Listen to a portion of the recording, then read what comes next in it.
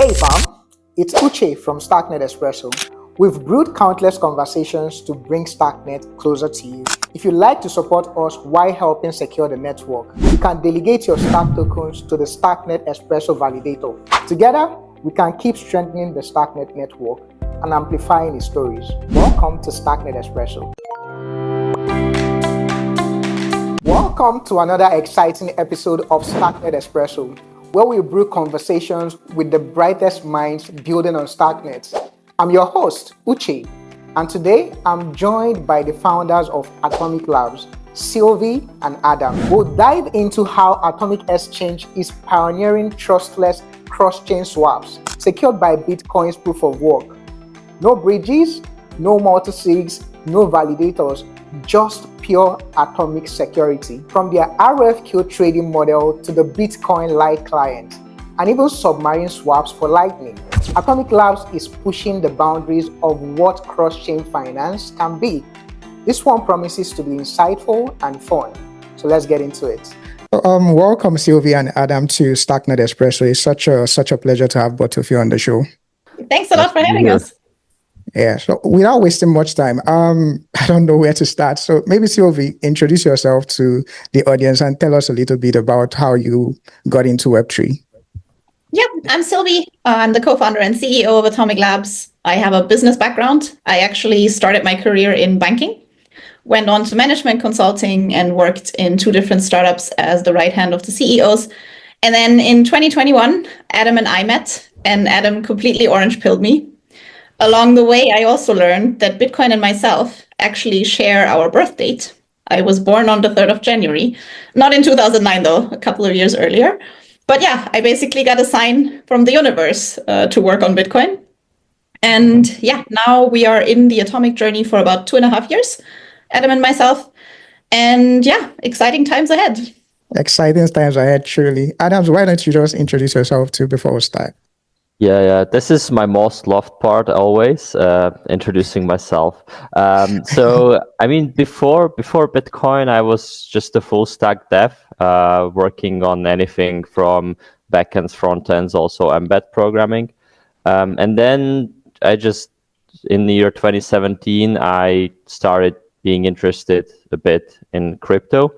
I first did all these like crazy ICOs on Ethereum, and then kind of slowly found my way into Bitcoin, which I then realized, okay, this is actually something that makes most sense in my opinion. So that's why I kind of got stuck with it at the first place. And then kind of now slowly getting back into these other ecosystems as well. So it's quite a journey. And yeah. Interesting. I think most of us even joined the crypto space back in 2017. I remember very well 2017 getting into the Bitcoin fever here in Nigeria. It was crazy days. Yeah, true. I just want to get into the nick of things immediately. Atomiq Labs is one of the Bitcoin specialized protocols on Starknet currently. What inspired it, and what is it all about? So yeah, it was basically February 2023. It was a freezing cold bear market back then. And yeah, this is when Atomiq Labs was born. Back then, we were really frustrated by the downfall of BTC, which we wanted to use for our payments protocol to do automated Bitcoin payouts. So the problem back then was with FTX's downfall, BTC also went down. So yeah, we were... So just to like dig a bit deeper on that. So there was, I'm not sure how many people know about this, but there was this thing that every project that FTX invests into, they force them to hold a big chunk of their treasury on the SEX, on the FTX exchange. And so what happened when FTX went bust is basically most of the treasury of the Rent project, just disappeared. Went together, exactly. So this was wild. Thanks a lot, Adam. That was a very good clarification. Being so deep in the rabbit hole, I always forget that maybe not everyone knows. Fair enough. I think it makes sense. Yeah. Back then, we needed to find an alternative solution because we wanted to do automated Bitcoin payouts. And so we put on our lab coats and we took a deep dive into Bitcoin cross-chain solutions. Back then, doing this, one thing became very clear very fast. Most of the security models weren't actually built on cryptographic certainty. They were merely held together by hope. We asked ourselves, like, why are Bitcoin bridges using validators and multisigs and oracles instead of leveraging Bitcoin's greatest strength, proof of work? So why trust humans when you can actually trust code? Yeah. So back then, we went back to the drawing board and we're just like, okay, how can we actually turn this into reality and make this happen?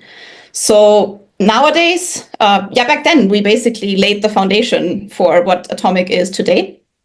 And we're not just building another bridge, we're building the first actually trustless cross-chain infrastructure. Great. So one thing I wanted to point out too is a lot of people have said we are trying to make Bitcoin bridging trustless. Can you tell us what is different from what you currently have, and what has been in existence traditionally? Yeah.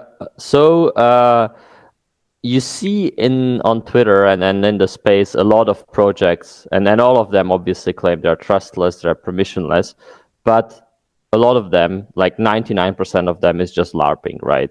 It's not trustless at all. It's not permissionless at all. You literally have some kind of multisig as your counterparty, which you need to trust with your funds. And we kind of grew frustrated looking that this is the status quo, and these people can just get away with kind of saying these things on Twitter or publicly and have like no kind of pushback from the community, which actually tells them, hey, like this is actually not trustless.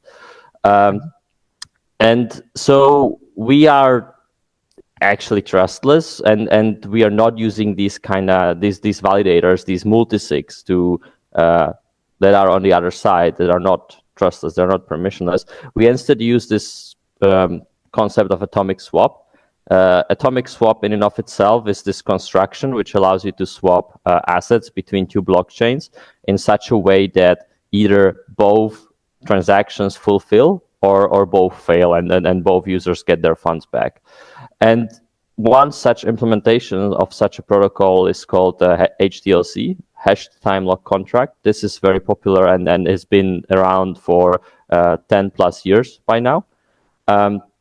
And these kind of swaps are very nice because they're like fully trustless. You don't rely on any like external oracle or multisig or whatsoever. But the adoption of them and the reason why they weren't used as much till this point is because they also come with some drawbacks. So two of the biggest drawbacks is that basically you need to be live as a user to proceed with the swap, which is very tricky to do on Bitcoin because, you know, on Bitcoin, like you can have 2 hours and no block being found. So just imagine having your web app open 2 hours just for the swap to go through. And this applies for both kind of directions, right? Whether you try and go from Bitcoin into Starknet or from Starknet into Bitcoin. And another issue is the so-called free option problem. So how these atomic swaps work is that user ultimately has an option to basically execute the swap or not, and he has like a 2-hour window to do it or not do it. Okay. Yeah. And by allowing a user to do this, he can exploit the system by basically going through with the swap if the price moves favorably in his direction, or just cancel it and don't do the swap if it doesn't.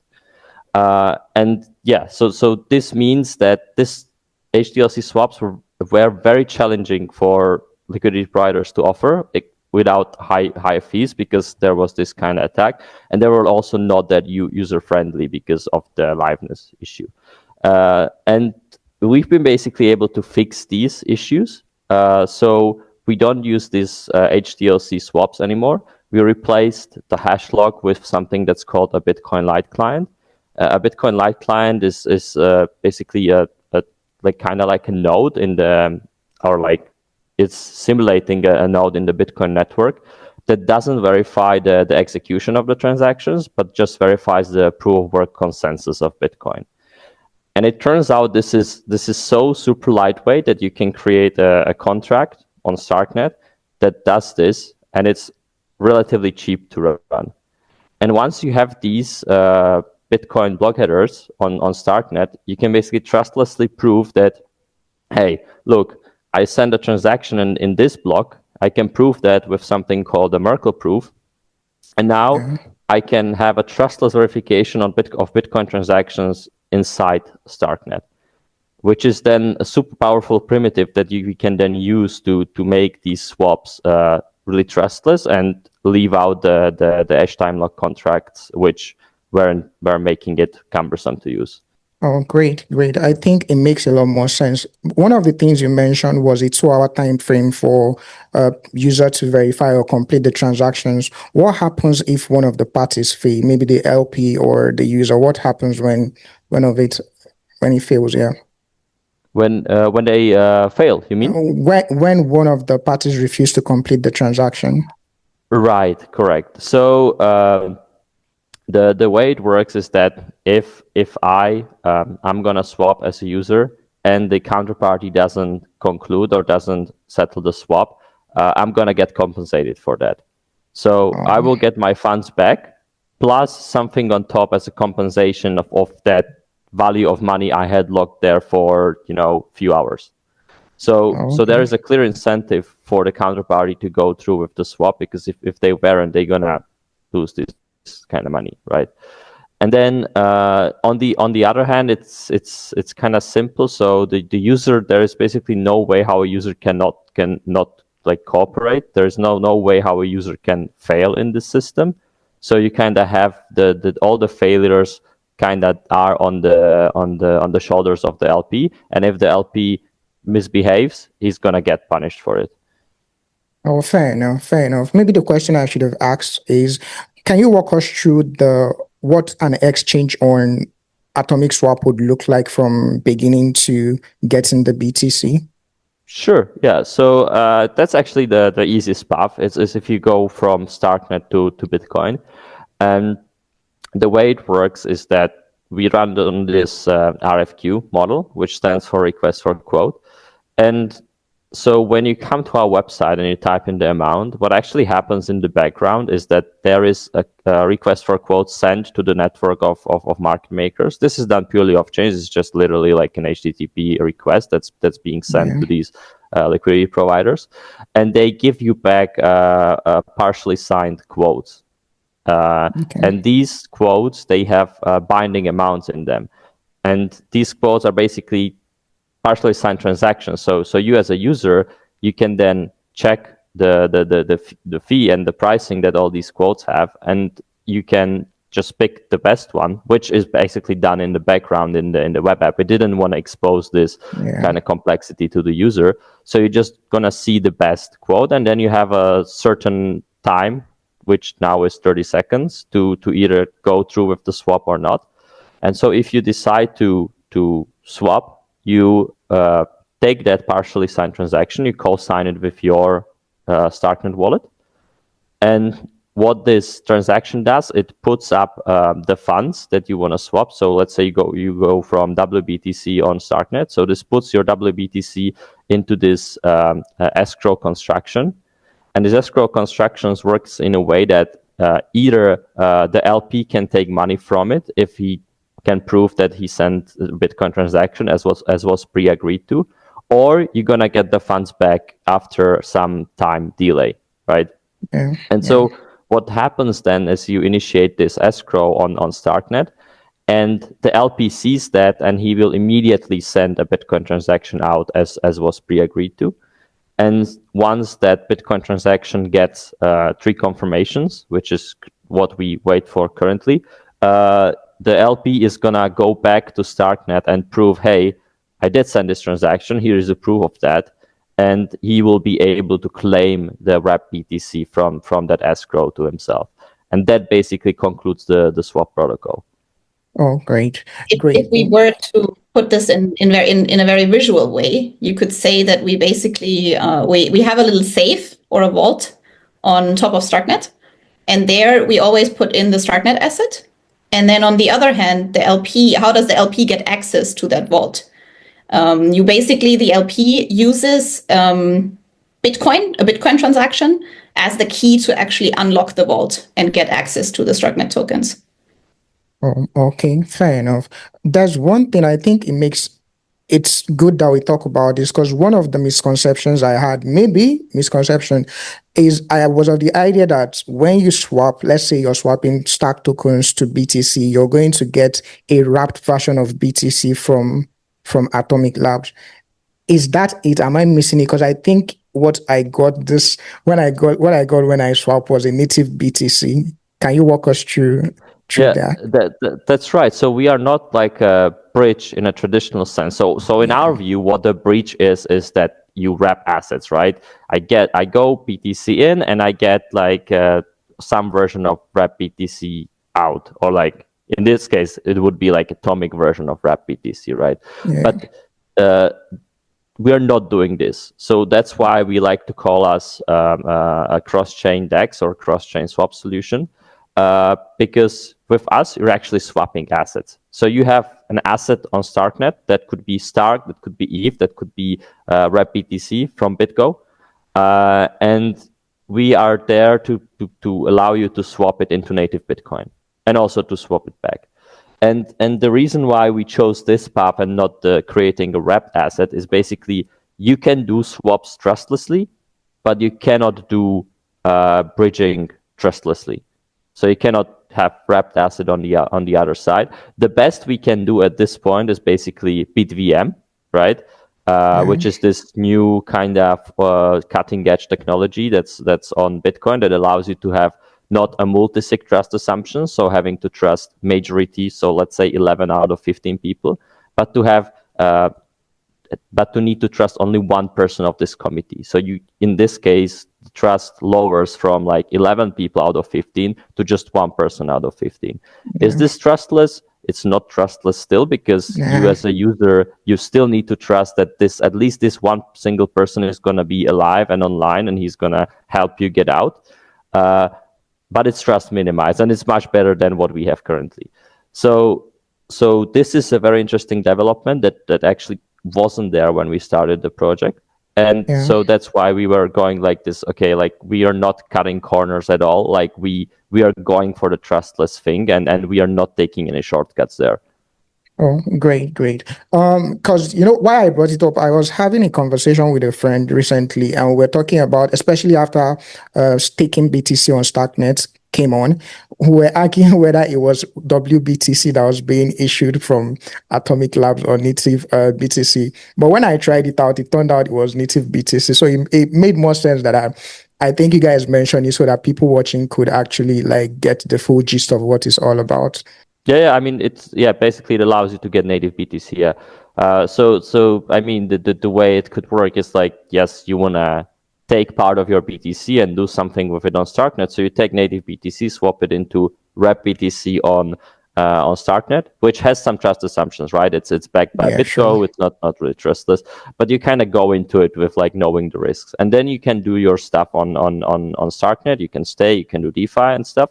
And then eventually you can again use Atomiq to get native BTC out of Starknet, which then you can hold and you can really like own non-custodially.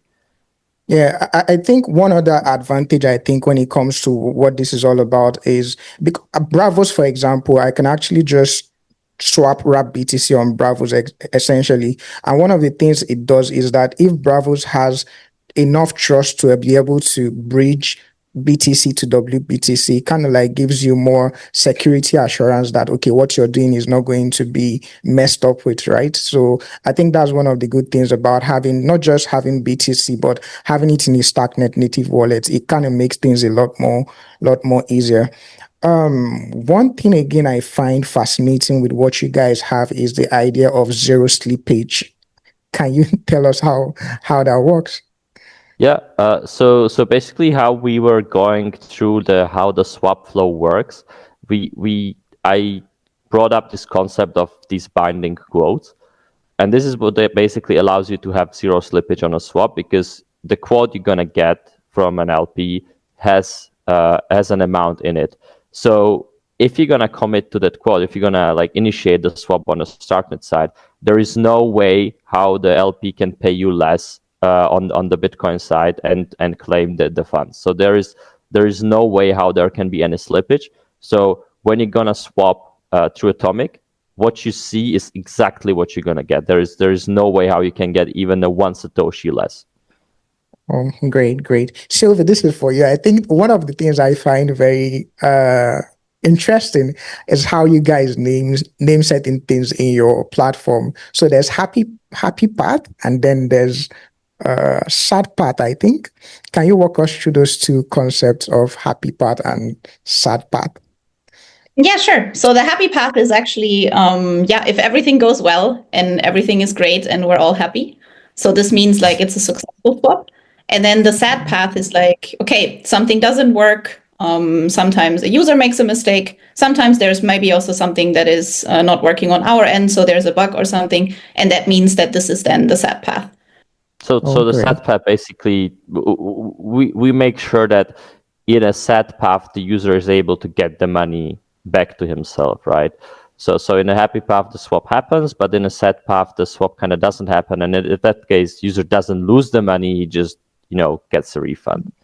Oh, fair enough. We've talked about, I think most of what we've concentrated on is, as far as swapping is concerned, is on-chain transactions on Bitcoin. What is the case when you're working with Lightning Network? Yeah, so Lightning is actually, this is actually what got me really hooked into onto Bitcoin in the first place, right? This idea that you can have this off-chain network that you can transact with like pretty much unbounded transactions per second.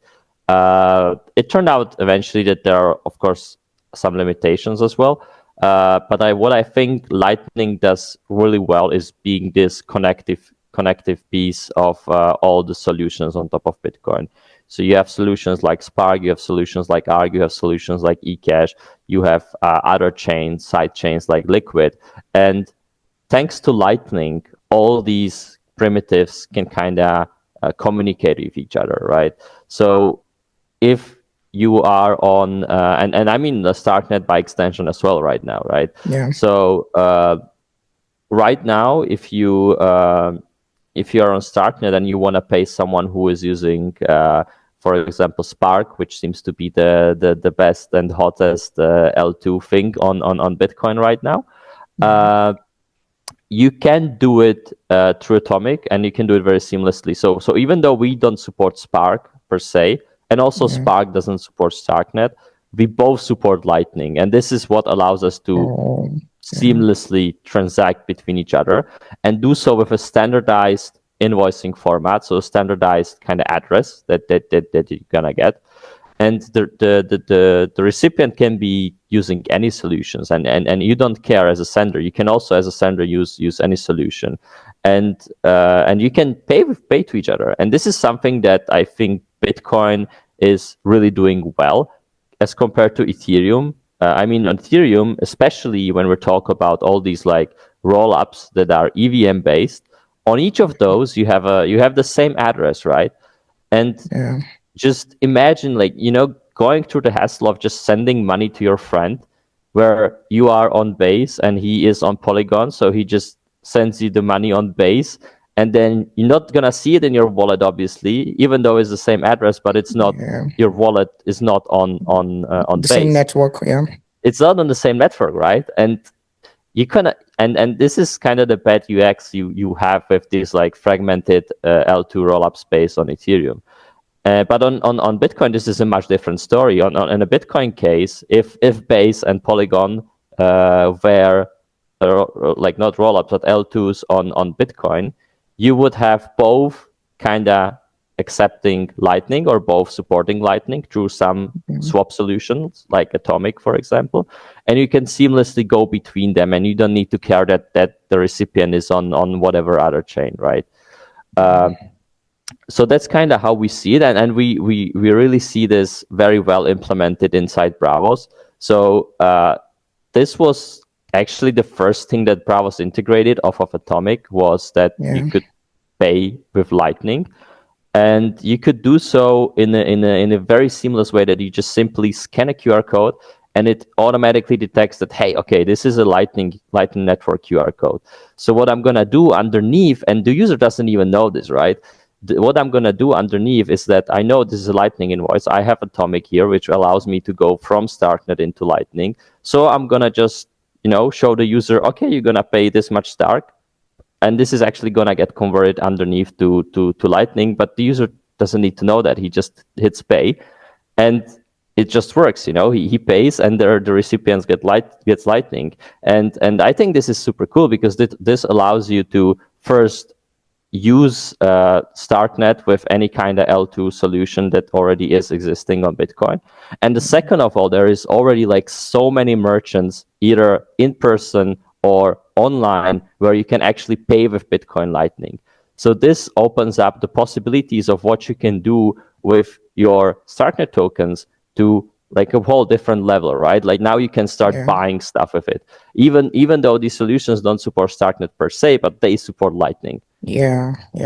I see the reasoning in it now, because I mean I've had Bitcoin up on, like, before preparing for this particular interview podcast. I did a couple of swaps some weeks ago, and I'm looking at what you said now, and I can understand how things can be easy for me if I'm trying to make payments with Lightning Network. It make things a lot more easier, which is, I think, one of the kudos to you guys on what you're doing.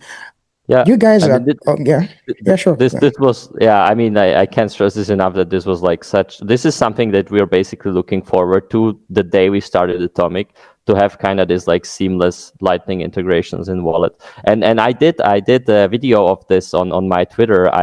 There is a place which accepts Lightning and sells burgers. Those are like the best burgers, subjectively by me, and not because they accept Bitcoin. They really are really good. And I was able to go there and pay there with Starknet tokens, And we also had some guy on Twitter who paid for his dental appointment in Starknet tokens, like crazy things, Crazy things are happening right now. I mean, I think one similar, what would you say, tech that is on Starknet too, that is doing something similar is Argent. Argent has a card now. It's called the Argent Metal card, where you can basically pay everything with your crypto asset without even a hassle. It's I think it's one of the things we are approaching, a place where we can do everything on chain, but in a Web2 kind of manner. So that's the development. I think it's a really good solution for this like transitory period, right? I mean, the reason why we have crypto is to kind of get rid of these banks and these payment processors, which just are able to just charge exorbitant fees because they have like such a like privileged position in the market, right? So I think this is a good solution in the intermediate term to have a card, but eventually what we should all strive for is for the actual payments to be done in crypto, because that's actually how this crypto technology manifests itself, and this is how it actually will help people, not having to pay these fees, not having to deal with chargebacks, and just having this kind of seamless experience where they gonna get the money as soon as the user sends them the money, right? Because with cards, you're not gonna get the money until like several days after the payment was made. Yeah, true. I completely agree with you. Sylvie, again, back to you. From you guys are currently on Solana and Starknet. What would you say was the reason why you guys got involved with Starknet? So the very first reason is Adam met Avihu at Bitcoin Prague last year, and they started talking. This is also how we got in touch with the Starknet ecosystem. I mean, we of course were aware of Starknet before, and we went to a couple of events, but we never really had like close touch points. So back then we learned that like rollups can actually extend the use cases of Bitcoin in a trust minimized way, and we were intrigued by the idea. So why Starknet? In our opinion, both of our teams have very, very strong value alignments. So as Adam mentioned before as well, like Starknet or Starkware are pioneers in applying new technology. So Starks for Starknet, and for us, that's like light client swaps. We're both teams that are not accepting the status quo. We're not taking the easy route. We're straight going for this trustless route, no shortcuts, and of course the Bitcoin alignment. Then we also believe that like StarkNet is very uniquely positioned in terms of tech because they have a really, really experienced team. They have the best UX thanks to their account abstraction. Yeah. It's the cheapest and fastest rollup. And they're also like greatly positioned to capture Web2 audiences, where Focus Tree is actually a very good example. Yeah. Yeah. And yeah, that's basically why StarkNet. I mean, it's crazy, like the UX you're gonna get on StarkNet, right? Like, and you see this on Twitter. Like, I was just testing the the POW, the game where you the clicker game. It was so crazy. Like you don't even know that there is like StarkNet. Like there is no wallet that you need to connect. You just pick a username, go in, and you play, and you don't care that this is like happening on StarkNet. It just works. And there are like a lot of great examples of this in the StarkNet ecosystem. And like I must say that the difference we saw, because like literally, as Sylvie said, the first time we came into contact with like anything StarkNet related was like 2 years ago. And I just remember how like buggy everything was and how very bad of a user experience it was. You had to deploy account, and it costed quite a lot because we didn't have blobs on Ethereum back then. So you had to first receive like $1 worth of Stark to be able to do anything. And we were at this event where you were supposed to get a POAP, but you couldn't because you didn't have money to pay for gas, obviously, because you just don't load the wallet. And all these things would be like now would just go so smoothly, right? With a paymaster, with account abstraction, you wouldn't have to go through any of this. Basically, you could just go there and like take your Bravos wallet, scan the POAP QR code, and you're gonna get it. Like you don't need to care about deploying account and paying for gas and all these things. So like really great to see the progress that StarkNet is making there. Yeah, I think you guys put it rightly so very well, because I got into Stark, and I'm not saying this because I'm in StarkNet Maxi. I got into StarkNet back in 2023 as a developer. First of all, writing Cairo was very, very difficult at the time. It was Cairo 0 at the time. Oh, yes. But everything has evolved significantly. Talk about user experience. Gaming world is out of play. Like, we had an event here in Nigeria, I think that was last month, where we got like about 200 and something people in real life event to play a particular game.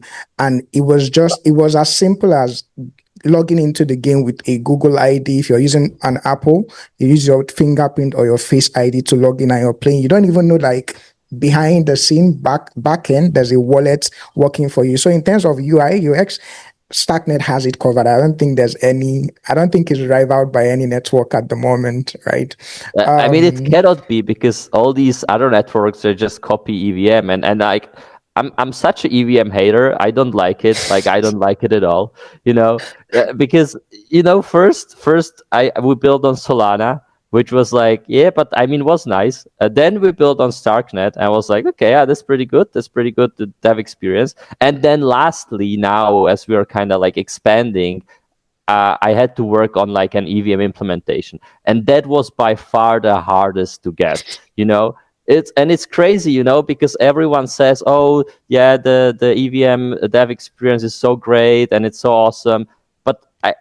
I don't really buy it. I don't think so. I think the development experience on StarkNet is so much better because you just have tools that work. You just have one tool like StarkNet Foundry that just download and it works, and you can do tests, and then you can do all kind of things.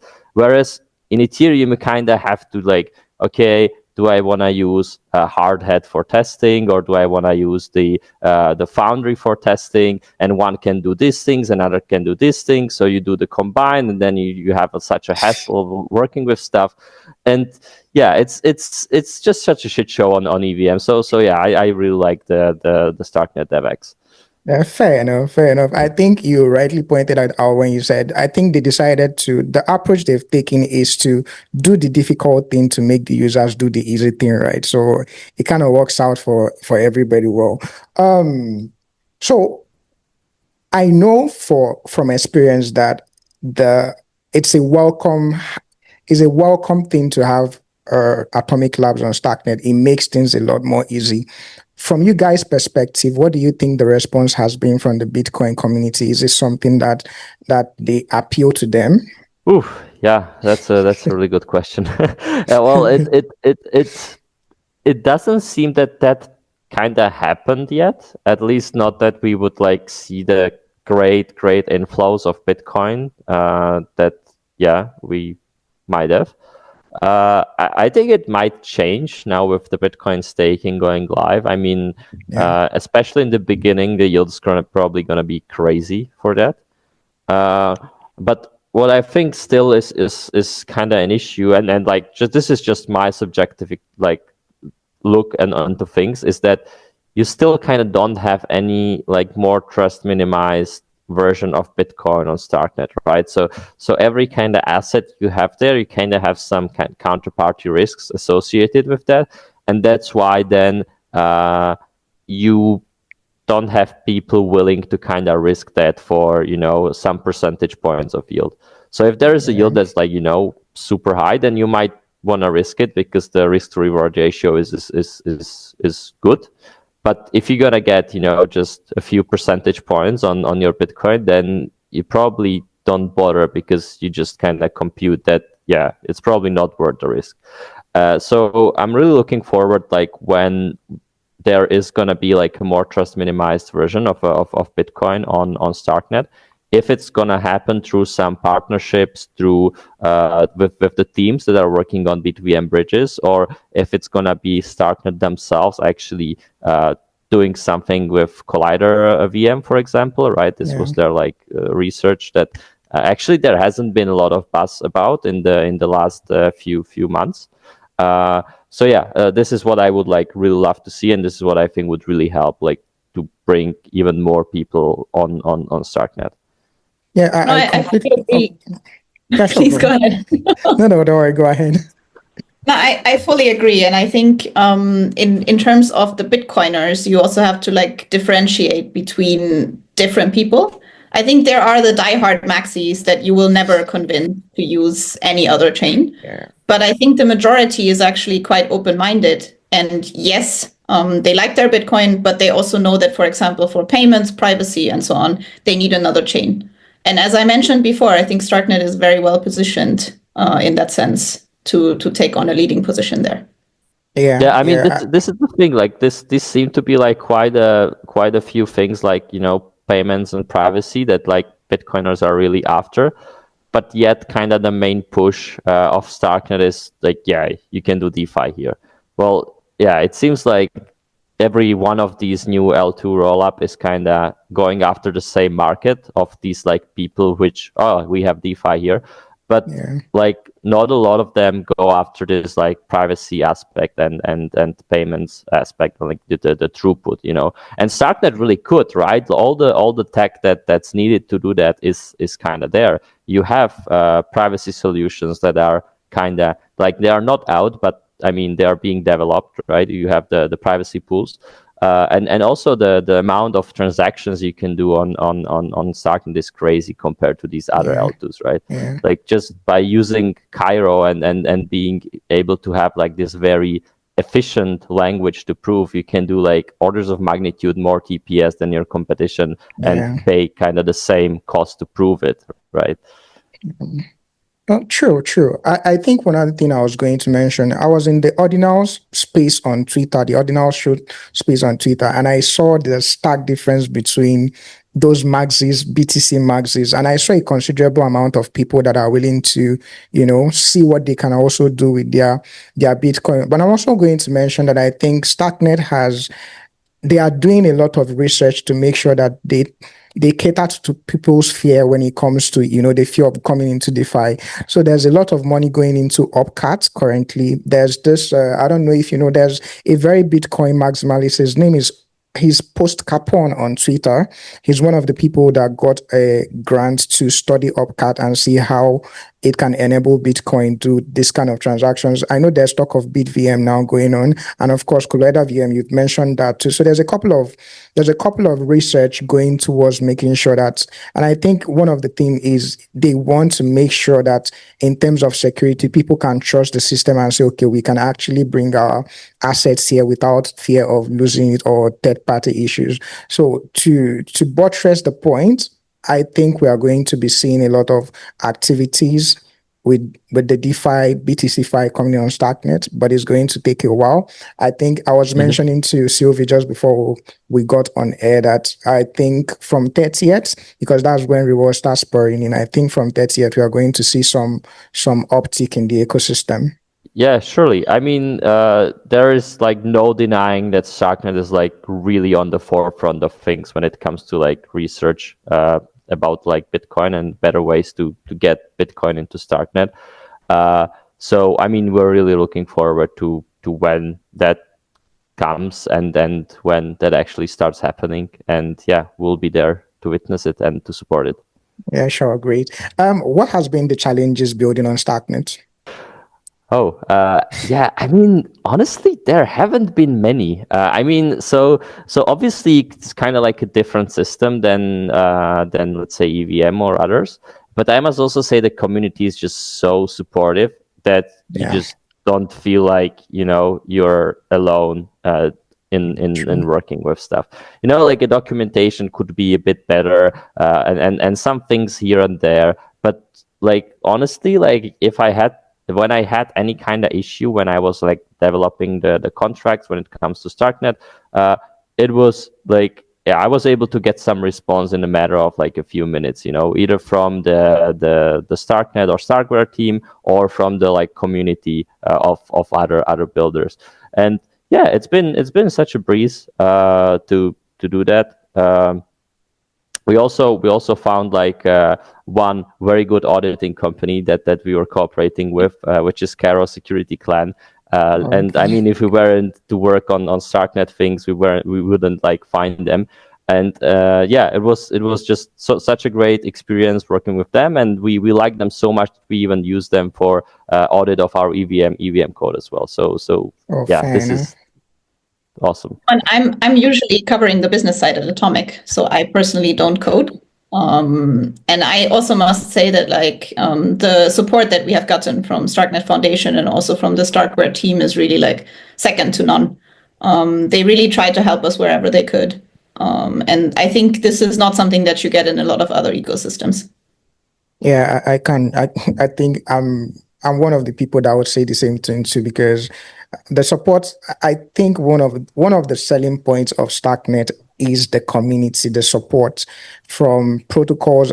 A couple of protocols have been here, and I think all of them echo the same sentiments as what you guys are saying. I've had Visu, Fibros, most of those protocols have echoed the same thing. We also had Jan from Xverse, one of the biggest Bitcoin wallet, was here, and I think it's all about that support, and I think they try very well in that what would you say, communication between people coming in the ecosystem. One last thing, what will be your advice to developers that are exploring integrating Atomiq Labs into their projects? Yes. So this is pretty straightforward. We are basically SDK first. So we have an SDK that incorporates everything that you need to do these swaps. And even our own web app is built on top of this SDK. So this is kind of like our core product is really the SDK from a tech standpoint. Like web app is just a wrapper on top of it. So you can find our SDK on NPM. It's at Atomiq Labs /SDK. And yeah, basically in any kind of JavaScript project that you're working on, be it on front end or back end, you can just get it and integrate it. So there's like one thing I'd like to add when it comes to the SDK, since our protocol is like peer-to-peer, so there is like no like REST API that you can just simply call, because the architecture of the protocol is done in such a way that we as Atomiq, we don't stand in any kind of way in the communication between the SDK and the LP. So there is a communication directly from the SDK to the LPs. So that means you kind of need to use the SDK to use Atomiq. There's no simple to use REST API. Just having a REST API would kind of defeat the purpose of the protocol, right? Because then you're kind of trusting that server to return the proper data. And this is actually another thing which I don't really like with other protocols, is that, they claim they're like so trustless, so permissionless, and then you have, okay, how do I use you? There is an API, a REST API, and you call our server, and it returns you the call data that you need to send from your wallet. And the server could return you literally anything, and you would just sign it. So we took this approach of we have an SDK, everything is verified on the client side, so there is no way how you're gonna get a data that when you sign you're gonna get drained, except when there is a bug in the actual SDK. But this code is open source for everyone to look at. So it's very transparent when it comes to that. When it comes to the SDK, we're also sponsoring a prize in BTC for the current Starknet Resolve hackathon. So the best project that integrates the Atomiq SDK will win that prize. And you also get a white glove treatment by Adam in case you have any questions. Yeah, correct. And good that you're mentioning that, Sylvie. So yes, we are sponsoring the Resolve hackathon and then have a track there. And just to add there, so we had we had to come up with some challenges and some stuff that we would like people to build.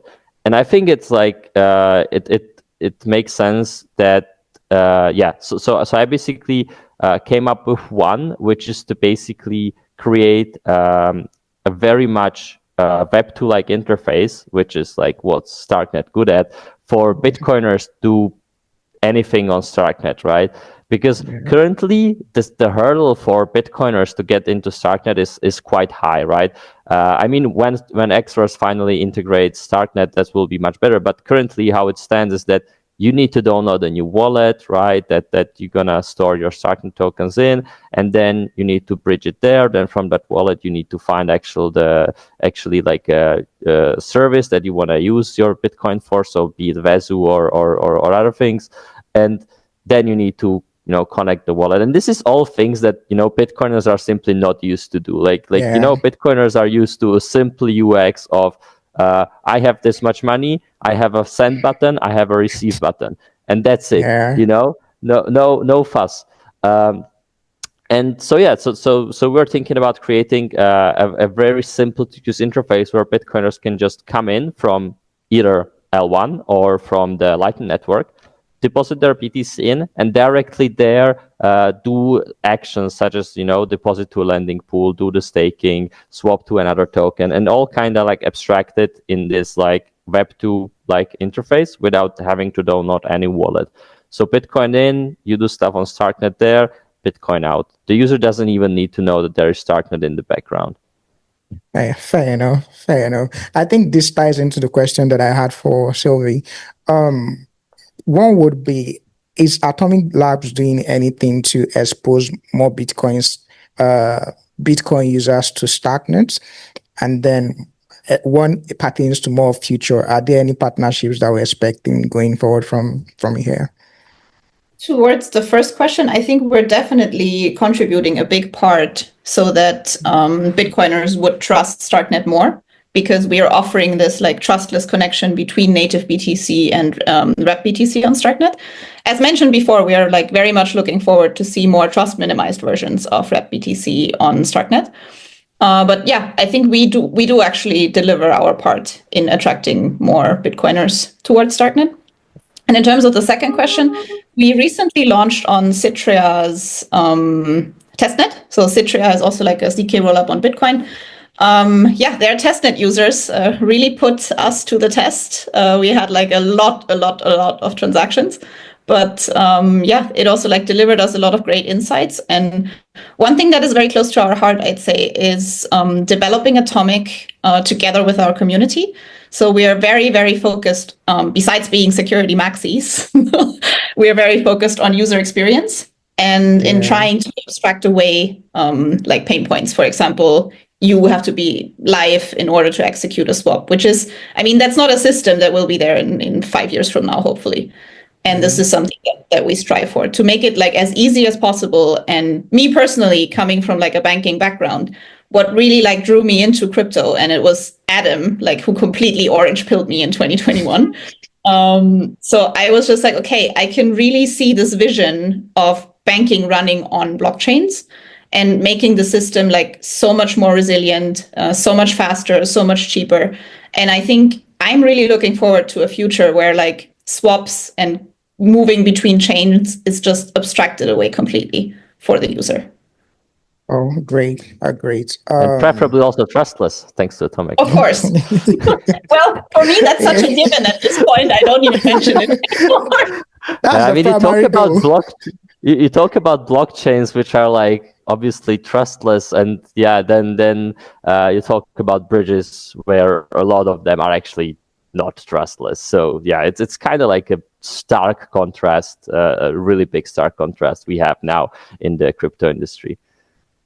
Fair enough. I want to say a very big thank you to both of you for making our time to join. I mean, we've been planning this for the longest time, but it's good we finally got to make it happen. I don't know, is there anything else you want to, make our viewers know, let our viewers know that we haven't touched yet? I mean, now that we are doing it so late, we have a lot of news to say, and we were able to, say about, talk about a lot of more things than we would have been able back then. Sure. Sure. I normally do this session towards the end of the show where I ask random questions. I'm thinking of how to do it between both of you. So first, I'll go with Sylvie. What's your favorite vacation destination? Oh, that's a very, very hard one. I think, the problem is I have so many places that I've lived in worldwide and that I also like to visit for vacation. Probably one of my dream destinations is still Japan, because I haven't been. Oh wow, nice place. Nice place. Adams, what's your favorite sports? Sports. I mean, I used to do track and field before, but now I'm just from time to time I'm just cycling. So that's the only thing I do. Oh, fair enough. I was about to say Adam got an unfair advantage, but he didn't. No, he did not. Okay. Sylvie, what's your favorite protocol on Starknet apart from Atomiq Labs? Oh, that's a hard. Well, probably Vesu. Oh wow! Oh god, you're giving Sylvie all the hard questions. I just get what's your favorite sport. But she answered right, because I think I've had two people on the show where I asked the similar questions, like what's your favorite protocol, and everybody's like Vesu. So it seems like Vesu is winning the game. I'm thinking of something hard for you, Adam. Oh yes, please. What would you say your favorite? What's the most important thing in the recent upgrade Starknet released? Oh wow! I mean, like all of it, no? Like, what a question is that? No, I mean it's so cool. I mean, you now have the first rollup that's able to decentralize the sequencer, which is crazy. I mean, there have been a lot of hiccups, right? Like we had like 2 network rollups. The chain was down 2 more times from that point on. But I mean, these are just the things that happen if you're gonna push the frontier of what's possible. And yeah, I really like this. I also like the actual the staking that came, reduced block times. It's so nice. I mean, it's basically the first rollup that does these things, and yeah, it's so great to see. And I would hope that more rollups are gonna actually follow and do. And kind of like think more about decentralization and censorship resistant as Starknet is doing. And I'm just like so much here for it when we're gonna have a Starknet that it's like fully decentralized and it's working as decentralized network actually. So I'm just really looking forward to that future, to have a really resilient Starknet. Great. Sylvie, last question.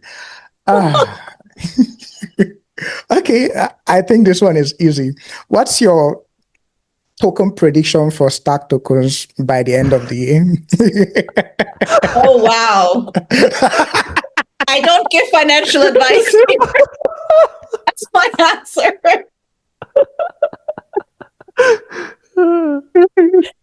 But up only. Up only. Fair enough. That's a good answer. Smart one. I'd say I probably got all the hard questions, but I think I did well in answering. You did well. You did really well. So what question do I give Adam? Last one. Okay.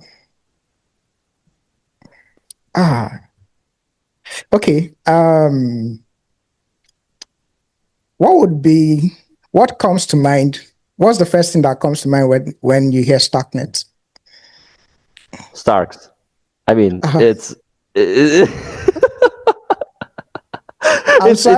I'm sorry, Sylvie. It just feels like I gave him all the easy question. I mean, like from a tech standpoint, there's literally the first thing that comes to mind, because I mean, it's been one company, one project that's really pioneering this like approach to using Starks, which is just like in my view, it makes sense that Starknet and Starknet is doing that, because you have these kind of trustless proofs, right? Which are like compared to like snarks, which you need this trusted setup for, and you have all these toxic ways. And if that if these people collude, or you can know if the ceremony was done right. Yeah, and this is really what I like about Starknet and Starks, that you don't kind of have any kind of trust assumptions. That's just so nice.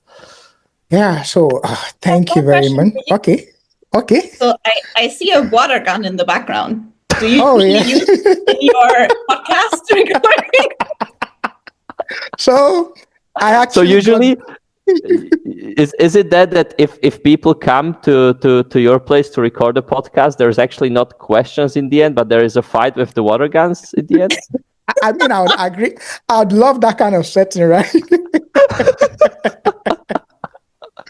So, the history behind the gun. So I got the gun. It was a couple, so I got it for my nephews, and we'll play with it normally. So when I was setting this up, one of them just took it and hung it up there. I was like, oh, okay, I think maybe this makes sense. So I mean, it looks good where it. So yeah, I'm really, really, really happy and grateful we're able to do this today. It was insightful, but I think it was also very fun to have you guys. Thank you for coming. Yeah, no, it was for having us. It was great. I mean, really enjoyed it, and it was really fun, which was unexpected, to be honest. So you're really doing a good job, there. Thank you very much. I appreciate those words. And that's a wrap-up of our session with Sylvie and Adam from Atomiq Labs. A big thank you to you guys for sharing insights on Atomiq Labs. It's been an enlightening and fun conversation with you guys. To our viewers, you can follow at Atomiq Labs on X to stay updated with their latest developments. And don't forget to subscribe to Starknet Espresso for more conversations at the frontier of blockchain innovation on Starknet. You can also follow us on X at Uche2V, and please do engage in our content. Until next time, this is Starknet Espresso. Signing off, see you.